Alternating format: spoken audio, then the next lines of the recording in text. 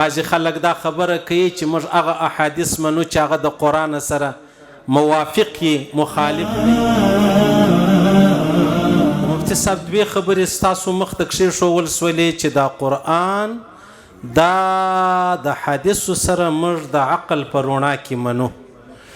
خبره داسې ده عزیزانو چې دا عقل د چا زما کستا نو که زه زما عقل شمار کم تستا عقل شمار کې نو تر ما او تا خو بیا بالا نور هم عقلونه سته نو هغو به بیا څه چاره یي. بس خبره خلاصه د ما او تا ایمان بالغیب دی. زما او ستا عقل در قرآن او تر حدیثو لاندې دی. که دا زما او ستا عقل تر قرآن او در حدیث بالا سونو د ابو جیل بعینه هغه عقل و چې هغه به د خپل قرآن او د هغه رقم د محمد رسول الله احادیث دا به مطلب په خپل عقل هغه تلل نو به بیا د هغه دپاره د عقل چیرې رسېدلی سو. او بیا مفتي صاحب خبره درته وکړه عزیزانو چې قرآن او حدیث بعضې خلک دا خبره کوي چې موږ هغه احادیث منو چې هغه د قرآن سره موافق یې مخالف نه یې. یاره دا خو څه خاص خبره نه ده. دا خو چې یو سیک خبره وکړي دا چې یو یهودي و نصراني خبره وکړي د قرآن سره برابره یې موږ یې منو. په دې کې خو کمال نه رالی. کمال دا دی چې د جناب نبی کریم مبارک صلی الله علیه وسلم پر ذات پر وجود باندې دا قرآن را نازل سوی دی. اوس داسې خو نه وه عزیزانو چې پیغمبر علیه صلات وسلام نعوذ بالله نعوذ بالله هغه یو داسې مطلب وجود و چې قرآن به ورباندې راتلی بس هغه قرآن به پیلاوی.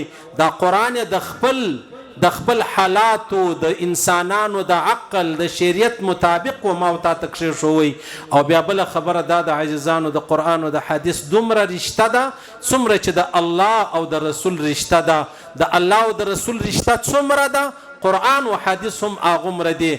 یو کچ دا خو نسی کېدلی چې قرآن دی د محمد رسول الله څخه جلا سي یا د هغه رقم محمد رسول الله چې دی هغه دی د قرآن څخه جلا سي.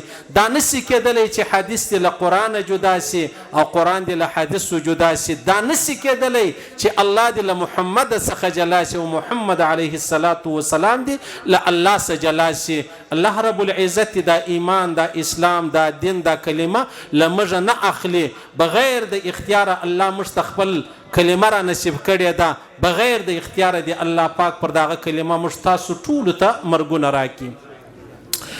عزیزانو تر ټولو مهمه خبره دا ده چې زموږ تاسو دا مجلس دا د قرآن په خاطر دی او قرآن هغه کلام دی. جناب نبی کریم مبارک صلی الله علیه وسلم فرمایي چې دا قرآن پاک یو رسی ده.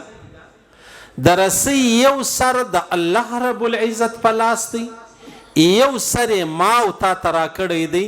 پیغمبر علیه صلات وسلام مبارک فرمایي تاسو د قرآن په شکل کې چې دا کومه رسی زما او ستا په لاس کې دا له لاسه مه ورکوئ تاسو به ګمراهان کیږئ نه. تاسو به بېلارې کیږئ نه. تاسو به له دینه ناولده کیږئ نه. او بیا عجبه خبره دا د عزیزانو چې دا قرآن یو ډیر عظیم کلام دی او عظیم کلام هم داسې عزیزانو چې ترمذي و حدیث نقل کړی دی. دا د الله رب العزت له خولې راوتلی کلام دی. لکه چې زه غږیږم یا ته غږیږې نو دا زما در خولې چې کومې خبرې راوځي دا له ما راوتلې خبرې دي چې څنګه د الله سره ښایي د الله د ذات سره ښایي. دا قرآن پاک د الله رب العزت څخه راوتلی کلام دی.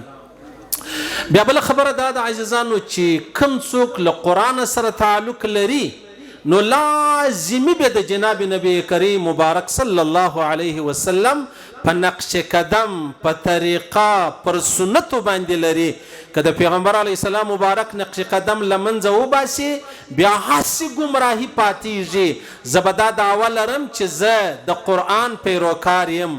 زه به دا دعوه لرم چې زه د کلام الله پیروکار یم او محمد رسول الله ما شاته ایښی دی. نو نعوذ بالله نعوذ بالله دلته چې دا ما کومه دعوه کړې ده په دې دعوه کې به زه 100% ناکامه هم یم او 100% به زما دا دعوه چې د هغه د اسلام او د شریعت خلاف وي.